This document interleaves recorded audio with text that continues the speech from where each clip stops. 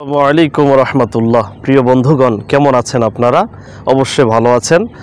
আজকে আপনাদের সামনে এমন একটি বিষয় তুলে ধরব ইনশাআল্লাহ। রাসূল করিম সাল্লাল্লাহু আলাইহি ওয়াসাল্লামের একটি হাদিস।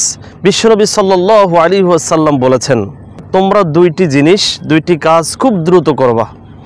নাম্বার 1, তোমাদের যখন কেউ মৃত্যুবরণ করবে, মানুষ যখন মারা যাবে, তখন সঙ্গে সঙ্গেই তার কাফন দাফনের ব্যবস্থা করা।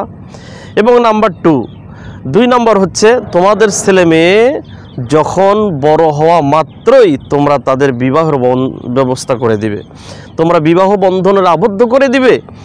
রাসূল করিম সাল্লাল্লাহু আলাইহি ওয়াসাল্লামের এই দুইটি কথা সারা জীবন জুড়ে উনি বললেন, সারাটা জীবন ওয়াজ করলেন। কিন্তু বিশ্বনবী সাল্লাল্লাহু আলাইহি ওয়াসাল্লাম যখন ইন্তেকাল করলেন, অবিশ্বাস্য হলেও সত্য, রাসূল করিম সাল্লাল্লাহু আলাইহি ওয়াসাল্লামের লাশ মোবারক আপনারা জানেন তিন দিন রেখে দিয়েছিলেন। তার কারণ হলো, রাসূল করিম সাল্লাল্লাহু আলাইহি ওয়াসাল্লাম বলেছেন যে তোমরা মানুষ মারা গেলেই সর্বপ্রথম খুব দ্রুত তাড়াতাড়ি তোমরা দাফন কাফন করো।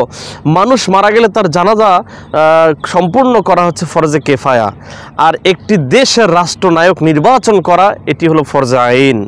মোহতারাম হাজিরিন, বিশ্বনবী সাল্লাল্লাহু আলাইহি ওয়াসাল্লাম তিনি একজন নবী ছিলেন না, তিনি ছিলেন রাষ্ট্রনায়ক, তিনি ছিলেন রাষ্ট্রের প্রধান। তিনি যখন মৃত্যুবরণ করলেন, তখন ওই রাষ্ট্রের প্রধান নির্বাচন করা ওই রাষ্ট্রের জন্য তখন ফরজ হয়ে পড়ল। তখন সবাই সাহাবায়ে কেরাম চিন্তা করলো কাকে রাষ্ট্রপ্রধান বানানো যায়। কেউ বলতেছেন হযরত আবু বকরকে করানো হোক, কেউ বলতেছেন হযরত আলীকে করানো হোক, কেউ বলতেছেন হযরত ওসমানকে করানো হোক, কেউ বলতেছেন হযরত আলীকে করানো হোক।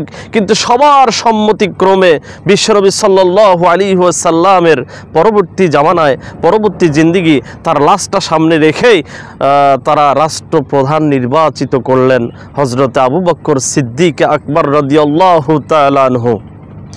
যখন রাসূল করিম সাল্লাল্লাহু আলাইহি ওয়াসাল্লামের পরবর্তী রাষ্ট্রনায়ক নির্বাচন করা হলো, তখন বিশ্বনবী সাল্লাল্লাহু আলাইহি ওয়াসাল্লামকে দাফন কাফনের ব্যবস্থা করানো হলো। মোহতারাম হাজিরিন, এখান থেকে আমরা কি বুঝতে পারি? একটি দেশের রাষ্ট্রনায়ক, একটি দেশের প্রধান নির্বাচন সিলেক্টেড করা, এটা অনেক গুরুত্বপূর্ণ একটি বিষয়। তাই আসুন, সামনে আমাদের বাংলার জমিনে একটি উর্বর ভূমিতে সামনে আসছে একটা সুযোগ। এই জন্য আমরা ইসলামপন্থীদের সামনে দেখতে চাই, যাতে আল্লাহর কোরআন দিয়ে, আল্লাহর দিন প্রতিষ্ঠার লক্ষ্যে আল্লাহর কোরআন দিয়ে এই দেশটা, এই বাংলার জমিনটা পরিচালিত হোক। এই জন্য সবাই আমরা সর্বাত্মক ব্যবস্থা করব ইনশাআল্লাহ। আল্লাহ পাক আমাদের সবাইকে সেই তৌফিক দান করুক। আসসালামু আলাইকুম ওয়া রাহমাতুল্লাহ।